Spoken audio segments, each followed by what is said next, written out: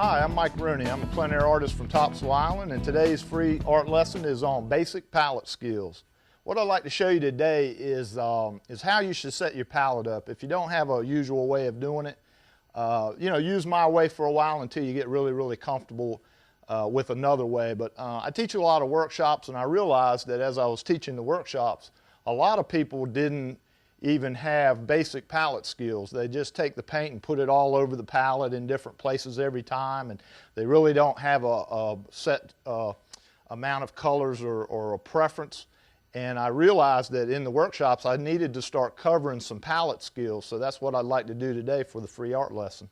I'll show you here, this is a palette setup that I made, a pochade box that I made out of some scrap wood, but this is my palette, and I set it up the same way every single time, and that's the key.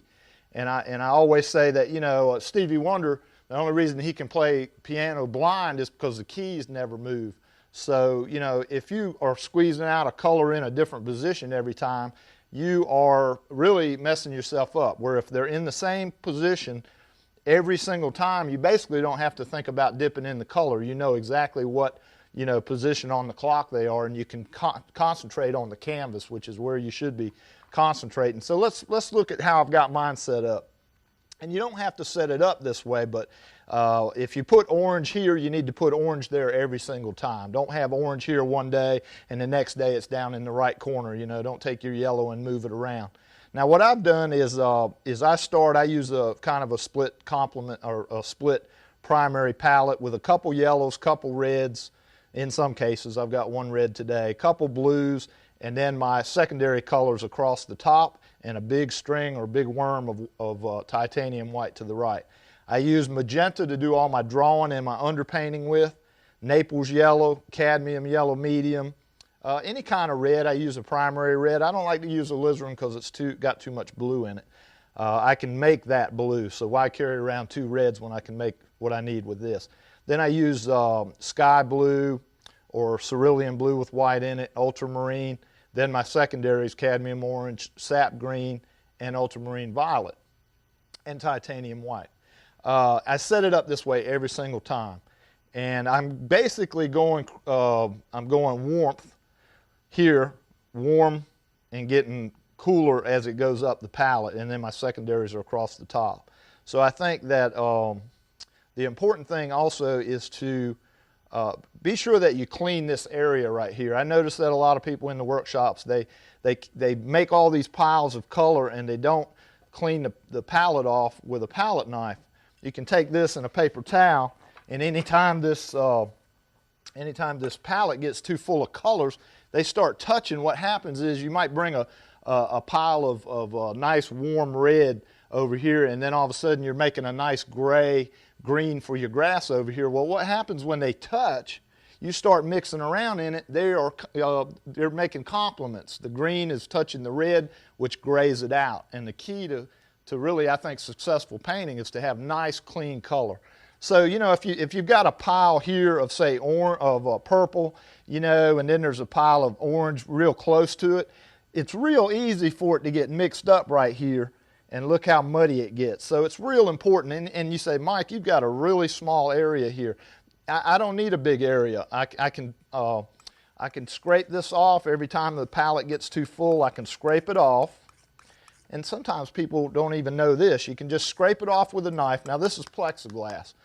Yours may be made out of glass or wood.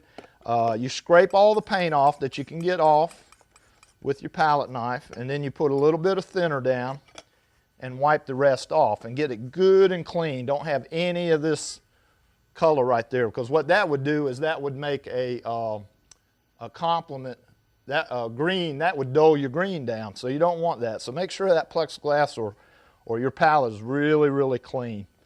Keep the piles separated.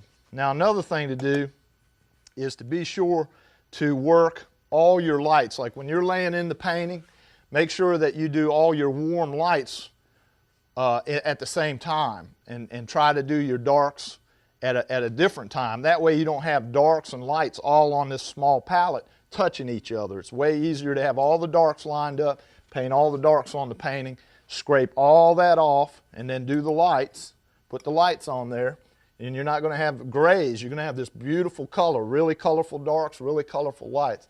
Scrape all that off and get it good and clean. That was for your underpainting. Scrape all that off, get it as clean as you can, and then start putting pure color again. Anytime it starts getting grayed or muddied on this palette right here, it's going to end up on here, and that's what you don't want. Another thing that a lot of people didn't know, and we'll finish with this, is that you can scrape this stuff here, all these colors, and you can put them in a pile. You can see this pile here that I've got is a pile of scraped color. And it's great for just putting, I always put that in the very far right corner right before the white, that anytime I want to gray something down, let's say I've put some orange down on this right here and I want to tone it down, it's too chromatic, it's too orange, I'll take some of that gray of the scrapings and I'll put that gray in that orange and just mix it around, and it'll knock back that orange.